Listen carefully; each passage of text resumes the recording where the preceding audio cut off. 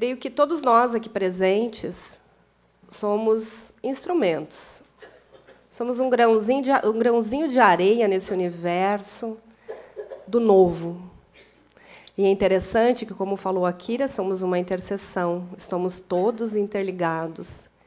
Dá para entender que eu sou especialista em direito ambiental, e, por isso, vocês vão observar na minha fala muitas influências desse sentido. Eu lembro bem que, quando eu fui fazer essa especialização, que eu queria ser especialista, eu procurei algo humano para tratar. O direito ambiental também não tive na faculdade. Igual o doutor Brincas falou do previdenciário. Era uma quebra de paradigma. Então, nós também estamos quebrando um grande paradigma dentro do judiciário, dentro da justiça. Nós temos uma grande possibilidade, uma linda oportunidade de construir algo totalmente novo. Porque realmente é novo, não teve referência. Criar a comissão foi um impulso do próprio campo, como a gente fala no nosso universo, que a gente vai apresentar para vocês. Nós temos aqui, nesse congresso, representantes de todas as áreas. Temos defensores públicos, juízes, promotores, advogados, juiz trabalhista, operadores de todas as áreas. Creio que todos aqui tenham alguma noção do que é estar a serviço da vida, porque senão não estariam aqui. Então, eu vejo todos vocês, eu vejo o pai e a mãe de cada um, o sistema de vocês aqui presentes, graças a eles que nós estamos aqui. Eu sou Eunice Schlick, filha de Décio Schlick, e Elvia Leonila Ribner Schlick. E toda a minha ancestralidade que me permite estar aqui. Aliás, eu me emocionei porque vi uma conterrânea minha aqui no auditório e também porque a minha irmã e a minha sobrinha linda estão aqui presentes. Acho que também tem a Alissa. Olha só. Falar de família é se emocionar, gente. Olha a minha sobrinha lá, que linda. Gente, isso é a primeira ordem, a primeira lei do amor é o pertencimento. Né? Que todo mundo lembre, nesse lugar, primeiro, que a gente nasceu. Ninguém aqui é filho de chocadeira, não. Todo mundo tem um pai e a mãe. E é por causa deles que estamos aqui. Eu sempre falo para o cliente que chega no meu escritório, eu falo assim, se você chegou aqui para ouvir a minha visão sistêmica, como eles falam, às vezes, é porque o sistema de vocês permitiu. Está pedindo socorro, né? E não é que a gente vai fazer papel de terapeuta, nada disso, né, gente? Quanto mais a gente aprende sobre esse movimento, mais a gente se libera. Eu falo por mim. Eu faço parte da primeira turma de pós-graduação em Direito Sistêmico. Tenho vários colegas aqui presentes. Eu agradeço a presença de vocês, de cada um, porque com essa turma, gente, totalmente pioneira, que a gente está aí construindo. E o nosso convite, muitos deles falarão aqui hoje, e o nosso convite é para que juntos construamos esse movimento de forma fundamentada, com muita base e também com muito amor no coração e gratidão pela vida. Porque o que nós temos de mais precioso é a vida. E todos nós estamos aqui porque a primeira coisa que a gente fez na vida foi respirar.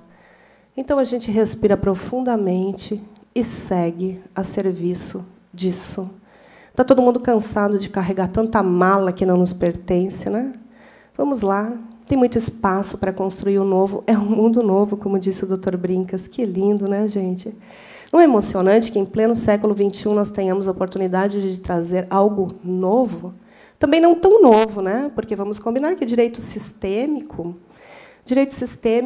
todo direito é sistêmico, vocês vão me falar, não é verdade?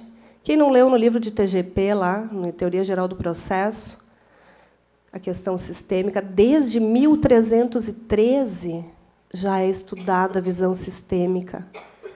Portanto, não é nada de novo isso. O que é novo, talvez, é esse novo olhar, essa nova possibilidade. É tudo aquilo que cada um aqui representa e pode construir a partir de uma nova percepção de direito sistêmico. Se isso será um novo ramo, o que isso vai ser, a gente não sabe, não temos a menor ideia. Nós estamos aqui em construção. E como a Kíria falou brilhantemente, talvez, né, pela nossa própria proximidade facilita, ela ter essa compreensão tão clara, né, que eu acho que ela me traduziu tão bem. Ela fala que eu falo isso o tempo inteiro, então que bom que eu falo isso mesmo. O direito sistêmico, ele é totalmente novo nessa nova percepção. Por outro lado, é velho, né? Porque nós vivemos num sistema, o sistema da justiça, o sistema de água, o sistema da natureza, tudo são ecossistemas. Por isso o direito ambiental faz tanto sentido nessa construção do direito sistêmico, que eu falei inicialmente. E as constelações, que também a Kíria falou brilhantemente, trouxe esse maravilhoso trabalho, né, que ela reprisou para a gente, de forma editada. As constelações, elas são, enfim, uma técnica, mais uma forma alternativa de resolução de conflitos. Porém, gente, elas não fazem mágica, porque depende de cada um, como a Sheila falou na reportagem. Depende de cada um. Então, cada um que está aqui está disposto realmente a mudar a sua postura, o seu olhar para o que é o direito, como nos posicionamos dentro do direito.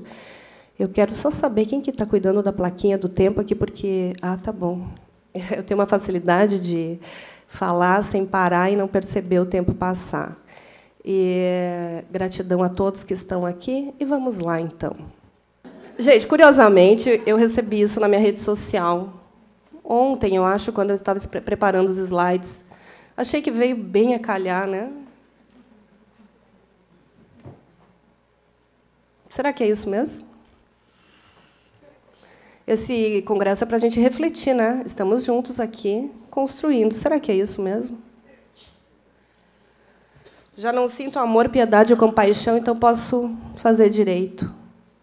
Isso rolou no WhatsApp, que é uma das, né, mais poderosas ferramentas de informação. E aí, como que fica a nossa imagem, né? Como que a gente fica? Não é uma pergunta que, nossa, na hora eu falei, vou levar lá, né? Porque eu acho que tem tudo a ver.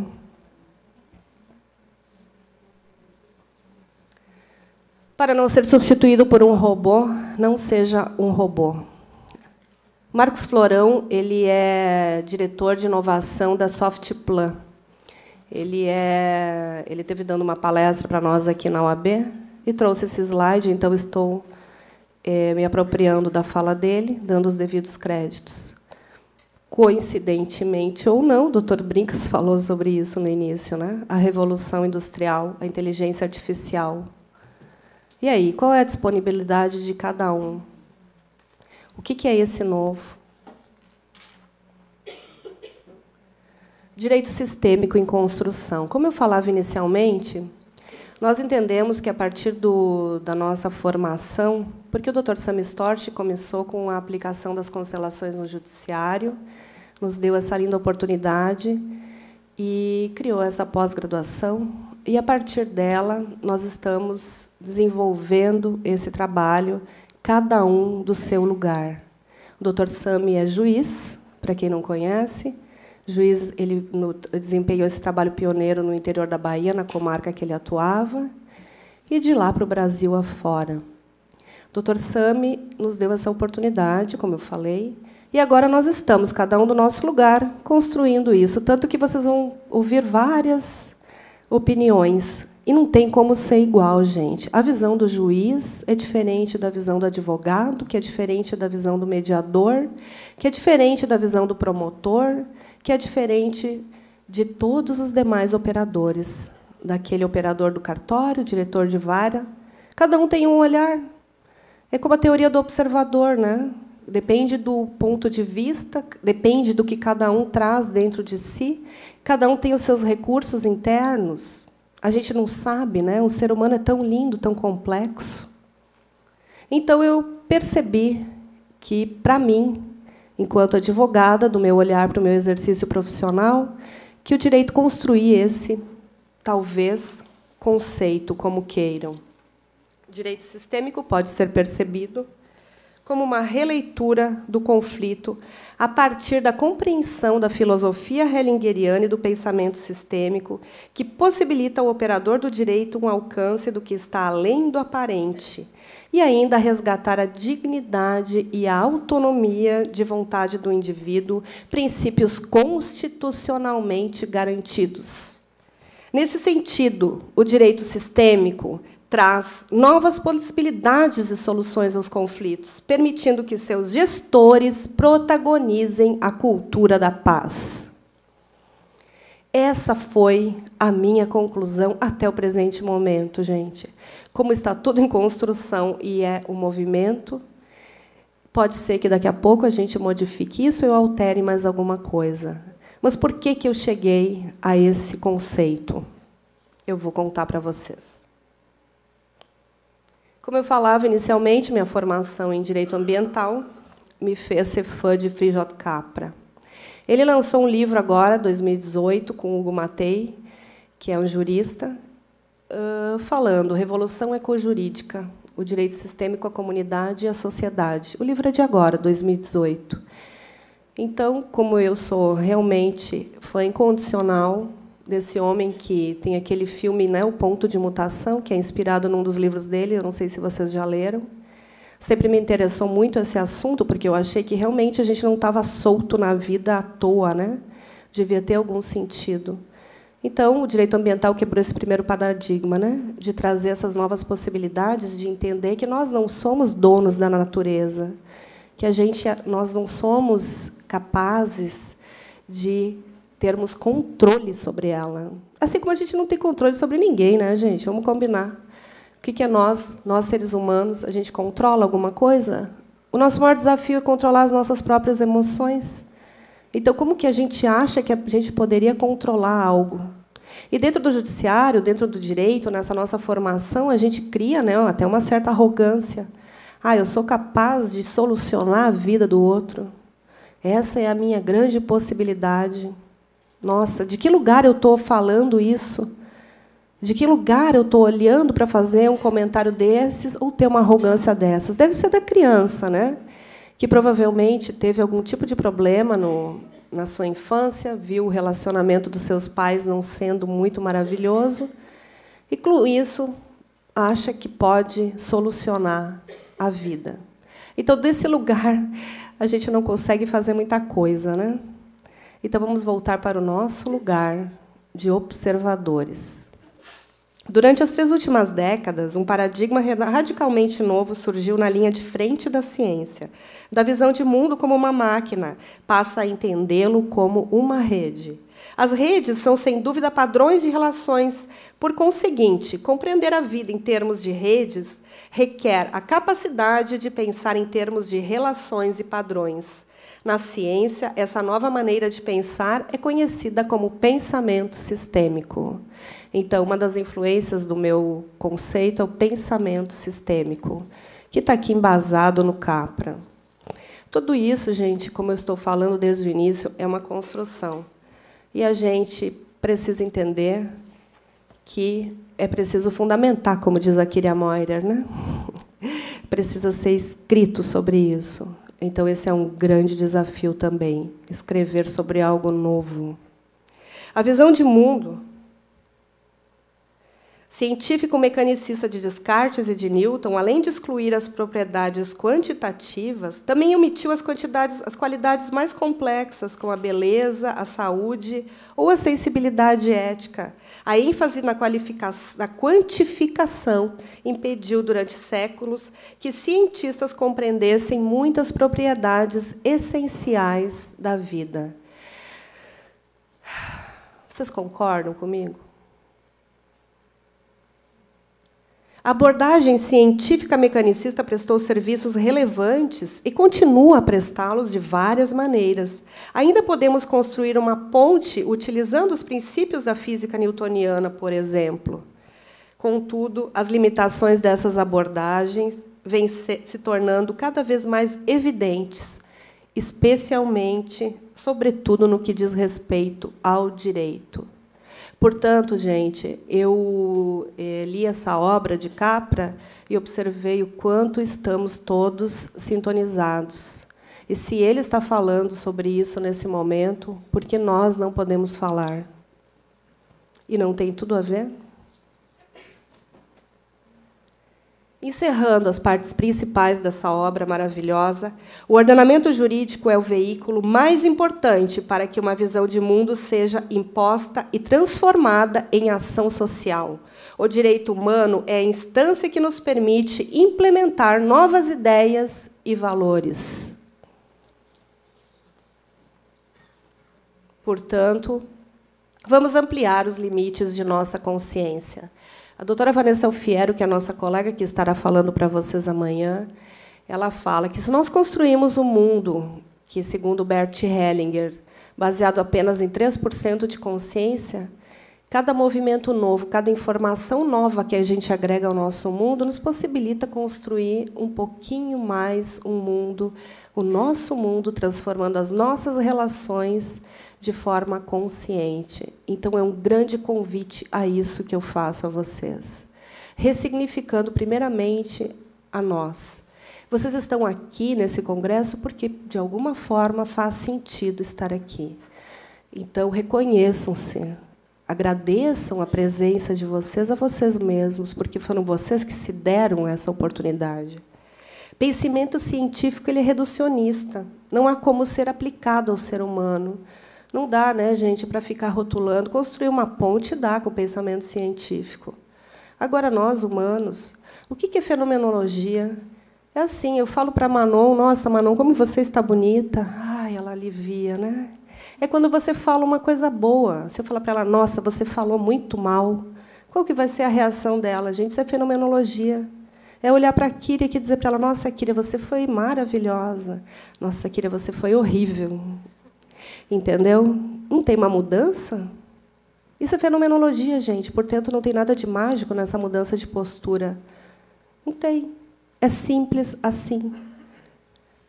Então, o pensamento sistêmico percebe o todo e integra, se aplica ao fenômeno humano. O pensamento sistêmico, ele olha amplo, ele percebe tudo.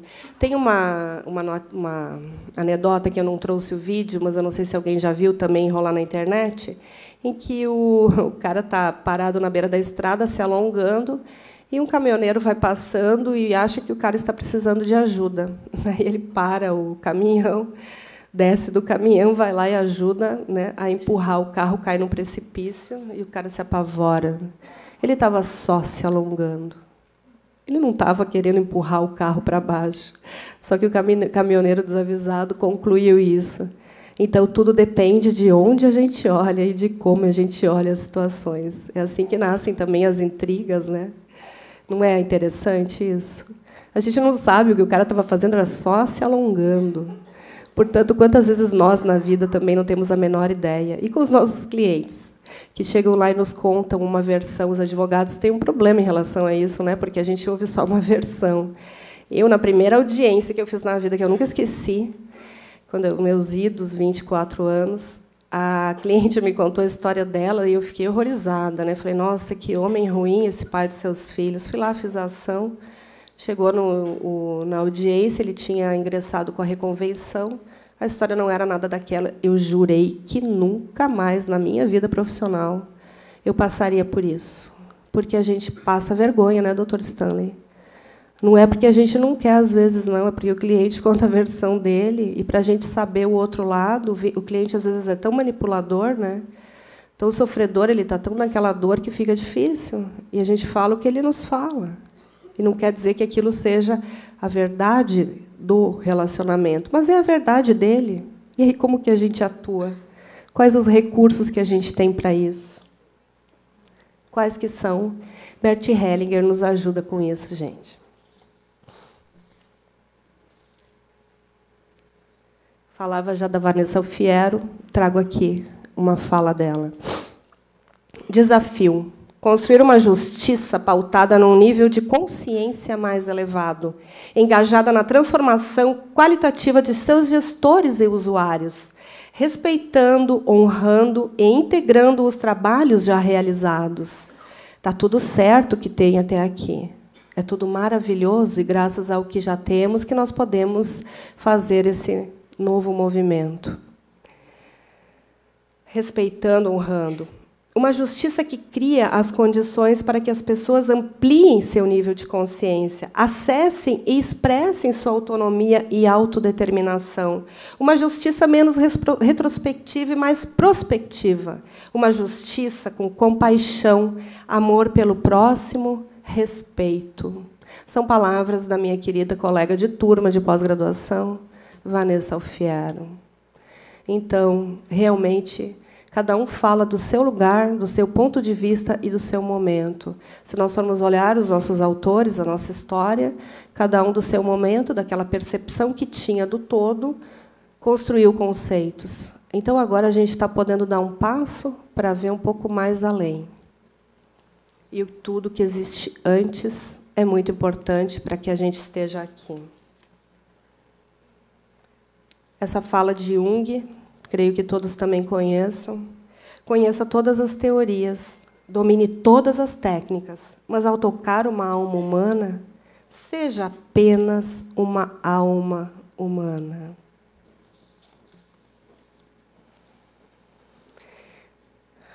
E chegamos à segunda influência do meu conceito, que é Bert Hellinger. Livre é aquele que sabe se transformar. E só sabe se transformar quem é capaz de se desprender e de seguir o próximo grande passo para o desconhecido. Todos que estão nesse universo se permitiram dar esse grande passo ao desconhecido. Felizmente, hoje estamos no nosso lugar de pertencimento, que é na nossa casa, a Ordem dos Advogados do Brasil, porque nós temos um presidente de vanguarda que lindamente se pronunciou. E ele nos deu essa total abertura para ingressarmos nesse universo desconhecido. Bert Hellinger é teólogo alemão.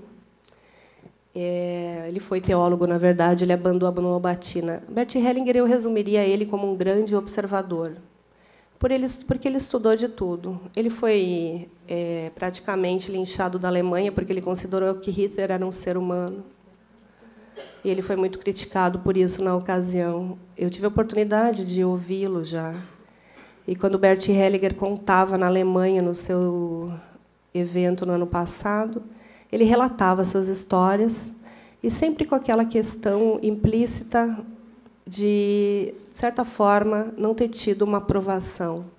Mas eu creio que ele mereça ser indicado mais uma vez ao Prêmio Nobel da Paz, porque esse homem, ele merece todas as reverências e reconhecimentos. Ele nos dá uma linda oportunidade de descobrirmos o nosso inconsciente, aquilo que a gente nem imagina que está por trás das nossas atitudes. E sempre é uma surpresa.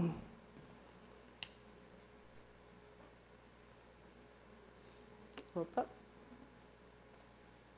doutora Luciana está ali também, agora não estou conseguindo voltar. Aqui.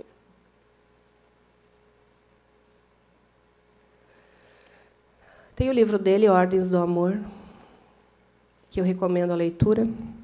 Conjunto de leis que regem a estrutura familiar, como uma forma inconsciente que tem a função de manter o equilíbrio do sistema. Gente, a palavra inconsciente já dá até medo de ouvir, né? Quanta inconsciência nós temos. E o que a gente faz para avançar com isso? Bert Hellinger nos ajuda. Ele desenvolveu essa maravilhosa técnica das constelações, que depois vai ser amplamente explicada para vocês, para quem ainda não conhece. Mas ele desenvolveu, ele percebeu, observando, que, queiramos ou não, essas leis que são ocultas, elas atuam de forma oculta nas nossas dinâmicas, nos nossos relacionamentos. Quais são? Pertencimento, que eu estou falando desde o início, que nós pertencemos a essa casa, a esse lugar, e primeiro a gente pertence à nossa família. A Sheila vai explicar mais detalhadamente depois, ela até já se levantou ali. Então, eu vou deixar com ela. Outra lei é o equilíbrio entre o dar e o receber. Todos temos o mesmo valor, todos somos responsáveis pela nossa própria vida. E quando que Bert Hellinger também cria um desconforto na gente, porque ele nos dá a notícia de que nós não somos vítimas. Que é tão bom, né? Ficar na zona de conforto, ficar no lugar da vítima. Bert Hellinger, por isso que é tão difícil, por isso que a resistência ao novo, gente. Sair da zona de conforto não é fácil. É tão bom, né? Ficar ali, eu sou assim, eu nasci assim, Gabriela. E a vida vai, né? A Bert Hellinger vem nos dar essa informação. E o que a gente faz, né, doutora Luciana, com a autorresponsabilidade que essa consciência nos traz no nosso exercício profissional? O que a gente faz com isso? A outra lei, vou informar vocês, portanto, a partir de hoje, ninguém mais aqui é ignorante sobre esse tema, é a hierarquia. Não, opa, faltou a hierarquia, importantíssima. Quem chegou primeiro? A gente, diante dos nossos pais, sempre seremos pequenos, nós sempre somos pequenos, nós chegamos depois. E aqui, com muita humildade, dentro da nossa casa, nós também chegamos depois. Nós estamos chegando com o novo, pequenininhos, timidamente construindo algo. E nesse lugar de profundo respeito ao que já existe, que a gente avança. Porque, se não houvesse o que há, a gente não saberia o que teria de novo para acrescentar. E eu não estou aqui querendo convencer de ninguém de nada, não, porque, para mim, fez muito sentido na minha vida. E é aquilo que eu me sinto na obrigação de compartilhar. Felizmente, tivemos essa possibilidade de ter nossa primeira comissão aqui. Então, tudo isso tem um sentido muito maior do que eu poderia imaginar. Então, por isso que estou aqui partilhando com vocês. Que ninguém mais agora é inconsciente. Todo mundo sabe que existem leis que atuam de forma inconsciente, de forma oculta, nas dinâmicas das relações. E o que isso tem a ver com o direito? Obviamente, a gente só trata com gente, né? Então, o robô vai tratar do robô, não está aí tirando espaço? Né? A inteligência artificial, gente, não é o que acontece hoje em dia. Já o cliente chega no nosso escritório e já tem toda a solução, né? Porque eles já pesquisaram no Google. Só que, daqui a pouco, eles vão ter, inclusive, todos os detalhes do que deve ser feito. E aí, onde é que a gente fica nisso? A gente vai continuar agindo de forma mecânica ou a gente vai se abrir? E vai dar, talvez, um diferencial no nosso trabalho, uma nova possibilidade de olhar para aqueles conflitos. Por isso que, para mim, o direito sistêmico é uma releitura do conflito, principalmente porque Bert Hellinger disse que onde há conflito, há amor. Porque onde não há conflito, há indiferença, acabou o amor. E nós aqui sabemos muito bem disso, né? O quanto os nossos processos, os nossos clientes, independente da área de atuação, têm uma origem emocional. Até quando uma cliente que tem um problema fiscal e eu não entendo por que ela não muda de contador e ela me diz que o contador é filho de uma das diretoras da entidade que ela representa, então não tem essa possibilidade, aí fica difícil, né, gente? O nosso trabalho, eu vou falar, eu ganhei muita qualidade de vida depois que eu entendi essa percepção, essa visão sistêmica. Ela me deu uma possibilidade de dormir melhor, inclusive. Porque, primeiro, que eu deixei de me sentir responsável, eu entendi que aquela pessoa tem um pai e uma mãe, que eu não sou nada disso na vida dela, que eu sou só uma advogada. E o que me cabe é saber o direito. Saber a minha área, a técnica, a legislação, ser aprofundada. Não me cabe mais nada além disso. Infelizmente, me reduz a uma insignificância, que também ocupa esse lugar, que é insignificante na vida de vocês. E a gente tem um lugar de insignificância na vida do outro, porque, de verdade, a gente não pode fazer muito por ele, a não ser que ele queira. É as ordens da ajuda. Enfim, eu vou tentando seguir slides, mas eu acabo falando coisas, né? Mas vamos lá, eu vou tentar ser mais ordenada. Ordem, né? Como eu falava da nossa querida outra colega, que também vai falar amanhã, num polêmico painel sobre a ética do uso das relações, que ela quis me crucificar por eu ter colocado ela nesse lugar, mas eu acho que ela é a pessoa mais indicada, e amanhã vocês vão entender por quê. Ela percebeu isso. Olha que maravilha. O direito tradicional, conjunto de leis, regem os relacionamentos de uma sociedade conscientes. Direito sistêmico, conjunto de leis, regem os relacionamentos humanos e são inconscientes. Não é brilhante? Não fica muito claro? Portanto, eu estou falando aqui de lei. Até a Kira me chamou a atenção disso no momento. Gente, eu estou falando aqui como se eu estivesse conversando no boteco da esquina. E a Luciana fala que eu falo assim, mas é porque eu sou igual a vocês, né? Eu só estou ocupando o lugar aqui de dar algumas informações, só isso. Mas a Kyria falou, se você falar de leis do amor, pode criar desconforto. Mas aqui só tem gente de bem, né, de bom coração, que ama, né? Ainda bem, né? Porque o primeiro amor que a gente teve foi pelos nossos pais. Ou se alguém já esqueceu, volta lá, que está precisando ficar pequeno, deitar no colinho do pai e da mãe e lembrar disso. Né? A primeira coisa que a gente fez foi respirou, porque eles nos permitiram, porque poderiam ter não permitido que nós chegássemos à vida. Então, a nossa maior vitória é a vida. E o amor? Ah, o amor. O que é o amor? Bert Hellinger fala que a gente deve se conectar com o amor que vem do nosso sistema. Quando ele trabalha, ele nos ajuda, essa nova informação, a gente parar de se conectar com as dores daquilo que não deu certo. Só que o detalhe, a gente não sabe que a gente está fazendo isso. E assim como o nosso cliente não sabe que ele está fazendo isso.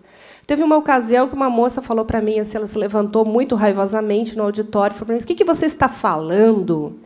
Porque eu tenho o mesmo valor que o pai do meu filho, uma ova. Ele saiu, nenhum dos dois meus filhos, os pais assumiram a paternidade. Esses homens me deixaram. Nossa Senhora, criou aquele, né? Pesou o ambiente, porque é isso que é fenomenológico, né? Daí eu perguntei para ela, você quer olhar para isso? Não. Falei, tá bom, você não precisa olhar. Mas só me responde uma pergunta. Alguém na sua família já passou por isso ou você é a primeira? Ou, sei lá, sua tia, mãe, avó, alguém já foi abandonado pelo masculino, porque o masculino é um problema na sua vida, né? E certamente não deve ser de agora. Ela só baixou a cabeça e concordou. Aliviou o ambiente. Então é isso, gente. É só fazer perguntinhas, né? As falas sistêmicas, a Iriam está aí? Já está aqui? Ah, lá está ela. Ela nos deu essa oportunidade de traduzir essas falas em cartas, que a gente tem a possibilidade de usar, inclusive mostrar para os nossos clientes, escolhe aqui uma fala. Muito obrigada, Iriam, pelo seu trabalho. Ela também nos ajuda, né, nos instrumentaliza, de certa forma, no nosso dia a dia. Porque falar para daquilo que não é visto, que não é palpável, é difícil, né, gente? Então, às vezes, a gente precisa ter uma coisa escrita para a pessoa ler, porque não basta falar. Porque o cliente adora dizer para você assim, a mãe, né? A mãe que é uma alienadora em potencial, ela adora dizer, você não tem filho, não sabe o que é isso. Não é? Você não sei o quê, é um julgamento atrás do outro. Ninguém nunca passou por isso aqui, não? Nossa, feliz de vocês, então. Enfim, tudo isso por quê? Porque são coisas inconscientes. E Bert Hellinger nos dá a possibilidade de tornar conscientes, gente. Então, é uma grande coisa. Eu sou maravilhada com esse universo. E, no nosso atendimento, o que é possível fazer? O que seria, talvez, uma advocacia sistêmica? Eu entendo que esses elementos caracterizam uma postura sistêmica, certamente, tem muito mais. Mas como que a gente pode, no nosso dia a dia, inserir isso, né? Nós, advogados? Por que esse novo olhar para o nosso exercício? Eu já falei que alivia, porque a gente entende ordens da ajuda, que vem na sequência. Alivia, porque a gente entende que a pessoa não é filha de chocadeira, tem um pai e uma mãe, que, às vezes, uma reclamatória trabalhista está só querendo ser vista, né? Só está querendo ser... Talvez teve uma história lá que o pai não reconheceu. Problemas de paternidade. Bert Hellinger, gente... De todos os autores de autoconhecimento que sejam, ele foi o que nos colocou o dedo na ferida, né? Não adianta você falar da boca para fora que você ama seus pais, afinal, né, é um mandamento bíblico, mas se, na verdade, você não é conectado com eles, porque você tem 1 milhão de críticas sobre eles. E o que te diz respeito a essas críticas? Se os problemas de relacionamento entre eles, o seu pai e sua mãe, já existiam antes de você vir ao mundo, o que você tem que parar ali para parar e querer resolver? Não é? Então, eu tive uma colega aqui da comissão, que até não vou citar o nome, mas ela vai entender quando eu falar, ela contava que ela não conseguia fazer uma contestação, porque ela achava que aquele casal devia se reconciliar, ela percebia que havia amor, né? Porque onde há conflito há amor, a gente sabe disso. Todos os relacionamentos normalmente acabam com amor. Aí daí uma perguntinha, né? Fala sistêmica, seus pais são separados? São. Então, né, possivelmente, ela entendeu, naquele momento, que ela queria salvar a relação e estava querendo salvar o casamento dos seus clientes. E não era o caso, né? Porque fazer uma contestação, para quem é advogado de família, é muito simples. Então, por que a gente, às vezes, para e não consegue avançar no que a gente está escrevendo se a gente domina tanto? O que tem oculto para nós ali? Para nós. não é para o cliente. Cada cliente que nos chega, ele nos dá um telegrama, né, Luciana? É alguma coisa que tem a ver com o nosso sistema. Então, a gente já olha, assim, às vezes eu falo, nossa, era tão melhor quando eu ignorava essas informações, porque assim me dava menos trabalho, né? Porque, poxa vida, olhar para o cliente, pensar qual que é o recado que ele está me dando, o que eu tenho a ver com isso? Primeiro, nossa, né? Nada a ver o que você está falando, tem tudo a ver, gente. Infelizmente, tem. Todos nós que trabalhamos com a justiça, a gente quer reparar alguma injustiça do nosso sistema familiar, seja qual for. É isso aí. Então, a gente já está totalmente emaranhado nesse processo de largada, né? Pois bem, então, para a gente conseguir não se emaranhar e conseguir desempenhar o nosso papel de advogado, que eu estou falando do lugar da advogada, a gente precisa se portar e ficar no nosso lugar de profissional apenas, nada mais.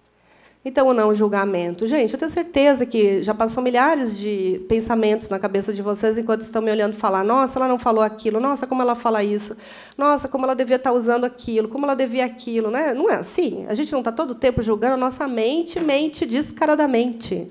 Adoro essa frase do professor João, que vai também falar para vocês amanhã. A nossa mente é o nosso maior desafio. O ministro Aires Brito, né, já fala na autobiografia dele que, quando ele se aposentou, todo ministro tem uma biografia, sugiro que assistam. Ele fala da importância da meditação. A meditação é um estado de presença. Quando eu iniciei a minha fala e pedi para todo mundo se abraçar, se olhar, agradecer que está aqui, era só para ficar presente, né? O estado de presença. Como que a gente vai conseguir captar o que o nosso cliente está dizendo se a gente não estiver ali presente 100% com ele? Prestando atenção, sei lá, no celular, no telefone que está tocando, no raio que o parta. Não dá, né? Qual a nossa chance de realmente desempenhar o nosso papel e de protagonista da cultura da paz? A gente quer mesmo se tornar uma arma na mão do nosso cliente ou a gente quer olhar para ele de um outro lugar e simplesmente aplicar aquilo que nos cabe, que é a legislação? O nosso código de 2015 nos permite a autocomposição, nos flexibilizou tanto a nossa atuação. Os advogados colaborativos, que eu sei que tem muitos aqui presentes, vão concordar comigo, né? Como é fácil. Olha o que a Kíria falou ali do advogado, que, né, o cliente já cedeu demais, era só ceder minutos, né? O desembargador Stanley já me falava sobre isso. Nossa, chega num recurso de apelação aqui para eu decidir se é 40% ou 60%, não daria para isso ser resolvido antes? Estou falando da área de família porque é a área que eu atuo, tá, gente? Então, para ter verdade naquilo que eu falo, eu tenho que falar da minha experiência, senão eu vou estar criando algo que não é. E o doutor Stanley falava sobre isso, né? Então, doutor Stanley, a gente está aqui justamente nesse movimento de querer unificar todos. Unificar. Ele falava para mim, para a gente que esteve lá com ele outro dia, que às vezes o advogado chega lá todo tímido, né? Como se olhar para o desembargador fosse olhar para alguém muito superior, né? E ele gentilmente teve essa fala. Então, estou falando aqui do doutor Stanley, que está aqui presente, e é muito humano no trato com a gente. Ele é só um operador que ocupa o lugar de mérito dele, mas ele também quer resolver. Então, será que a gente tem que complicar? Será que nós, advogados, qual que é a nossa postura? Será que a gente está aqui para quê? Qual é a função social da nossa profissão? A gente pode transformar uma sociedade. Aliás, a nossa fama anda bem feia por aí, né? A gente vê nas postagens e fala, advogados, que é dinheiro. E será que a gente está olhando para o cliente só? Olhando para ele, você significa dinheiro? Se a gente ficar olhando só para o dinheiro, provavelmente a ação não vai se resolver tão rápido, porque daí é a lei de Murphy, né? Tudo aquilo que a gente quer que se resolva imediatamente não vai acontecer. Ou a gente está olhando para ele do lugar de quê? De pai, de mãe dele. Daí sim ele não vai nos pagar, né? Quem nunca recebeu honorários aqui? Teve problema com isso. Se não teve, parabéns, porque está no seu lugar certo. Porque quem faz o seu trabalho, né, é o equilíbrio, merece receber. Só que quando você se comporta como pai ou mãe do seu cliente, aliás, tem advogado que adora isso, né? Eu falo que eu também já fiz isso. Então, eu tenho que me policiar para não ficar nesse lugar de pai e mãe, de querer, né, atender ligação, sei lá, meia-noite, 1h, enfim, ficar ali preocupada porque o pai não devolveu a criança, porque não sei o quê. E retorno que isso me deu muita paz, compreender que eu estava fora do meu lugar. E o cliente vai embora e não paga, porque a única relação que não é equilíbrio, que não tem como compensar, é o pai e a mãe que nos deu a vida. Como que a gente, segundo Bert Hellinger, resolve isso? É dando a vida para outra pessoa, né, para outra criança, ou então fazendo algo de bom para a humanidade, como é o caso do próprio Bert Hellinger, que não tem filhos. E está aí, né, nessa linda jornada dele, que ainda vive. Torço que viva mais um tanto, porque cada vez ele traz algo novo, é tudo fenomenológico, né? Nada é estático. Inclusive, na nossa pós-graduação, nós tivemos aula com a Cristina Laguno, que é uma advogada argentina, e ela fala que ela acrescentaria uma quarta lei, o movimento. Não adianta de nada, né, gente, você se dar conta disso e você continuar de braço cruzado diante disso, não querendo entender o que está acontecendo. Não é? É tão bom, né, ficar de braço cruzado. Ah, a zona de conforto, confesso que ficar no lugar da vítima. Teve um dia que, no meu escritório, a cliente ela urrava comigo. Ela gritava, mas ela aumentou o tom da voz. Eu, particularmente, já entendendo essa visão sistêmica, pensei, nossa, ela está no lugar da criança, então tá bom, deixa a criança bater pezinho, né? E ela, porque você não está me entendendo, porque ele isso, ele aquilo, ele aquele outro, ele é doente. Você não sabe lidar com ele. Eu falei, claro que não, eu sou advogada, não tenho que saber lidar com ele, você. Mas ele saiu de casa, por que ele não volta? Eu falei, pois é, por que ele não volta? Devolve a pergunta, a pessoa vai se irritando mais um pouco, né? Não, daí aliás, depois dessa pergunta dela, eu entendi por que ele não voltou, né? Aí você tenta até dizer assim, olha só, minha filha, o negócio é o seguinte, você está fora do seu lugar, você está brigando com o masculino, você está brigando com o pai do seu filho, né? E a outra que acha que o pai, ela tem certeza que ela cuida melhor do filho do que ela, né? E que o pai, ela tem absoluta certeza disso, sendo que ela tem um monte de títulos, né? Ela é naturóloga, ela não sei o quê. E daí o processo está lá truncado. Estou contando casos meus práticos, gente, para vocês verem como que é a aplicabilidade disso no nosso dia a dia. Daí ela falou, olha só, eu sou isso, aquilo... Nossa Senhora, esgotou meu tempo. Tá, mas deixa eu só contar isso rapidinho. Daí ela falou assim, porque não sei. Daí a escutativa, né, gente? Tá ali, percepção do essencial. Ela falou mal do advogado, do outro advogado, e não sei o quê. Quem sabe eu teria uma solução mágica. Eu dei a boa notícia para ela que não, né? Eu falei para ela, nossa, mas... porque daí, olha só, doutora, ele levou meu filho, é só dela, não é dele, né, não é do pai, para a casa dos pais dele no final de semana e tem piscina lá e o menino não sabe nadar. Já pensou se ele morre afogado? Falei, uau, né? Mas que bom que você confiou nele para ser pai do seu filho, né? Porque se ele pode matar a criança afogada, pelo amor de Deus, né, gente? A gente ouve cada pérola, né? Aí ela falou assim, eu falei, então você tem certeza que você cuida melhor do seu filho do que ele, né? Claro. Eu falei, pois essa é a sua postura de alienação parental. Ela nunca mais voltou, né, gente, no meu escritório. Ela certamente saiu ainda falando mal de mim. Mas eu não estou ali no meu lugar, na minha autorresponsabilidade, para estimular a alienação parental. Eu não estou ali para isso. Eu tenho responsabilidade sobre aquele cliente que eu trabalho. E eu não estou afim, não, de ficar me emaranhando nas coisas que não são minhas. Enfim, outro livro, para encerrar rapidamente meus slides, de Bert Hellinger, A Ordens da Ajuda. Sugiro que leiam. Aqui falo a volta o slide, mas acabou meu tempo. Em sintonia, eu me despeço de minhas próprias intenções, meu julgamento, meu superego e daquilo que ele quer, do que eu devo e preciso fazer. Isso quer dizer que chego à mesma sintonia comigo e com o outro. Dessa forma, o outro também pode entrar em sintonia comigo sem se perder, sem precisar ter medo de mim. Também posso estar em sintonia com ele e permanecer em mim mesmo. Por isso, não existe na sintonia transferência nem contra-transferência, nem a chamada relação terapêutica, portanto, nenhuma tomada de responsabilidade pelo outro. Cada um permanece livre. Os livros do Bert são assim, gente. Aqui vocês fotografem, isso aqui vocês fiquem lendo, assim, né? Porque, olha, cai a ficha, talvez daqui um mês, um ano, não sei, né? É muito complexo, é muita desconstrução daquilo que a gente aprendeu como certo e errado na vida.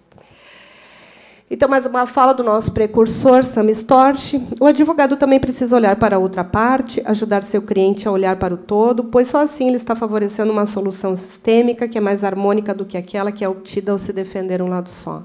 Essa é a percepção do juiz, né, para nós advogados. E ele, né, que merece toda a nossa gratidão e respeito por ter dado start para esse movimento. Exemplos práticos eu já falei. Também aqui já falei do Código de Processo Civil.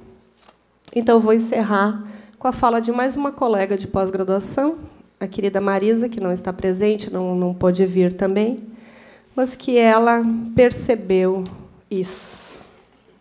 Pessoas não são papéis. Sentimentos não são sentenças e destinos não são recursos. Ela é advogada e mediadora e sintetizou nisso a sua percepção. Como eu estou falando desde o início, todos nós estamos nessa construção e eu procurei trazer a fala daqueles que estão nesse movimento comigo e tiveram esses lindos insights.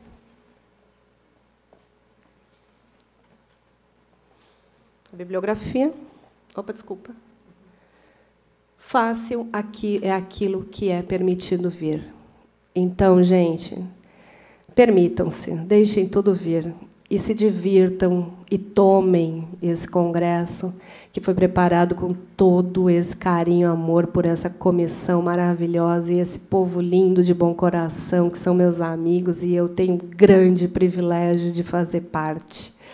Convido vocês a fazerem parte da nossa comissão, dessa construção. Estamos todos juntos, somos todos iguais. Um beijo no coração de cada um e gratidão por terem vindo e estarem aqui.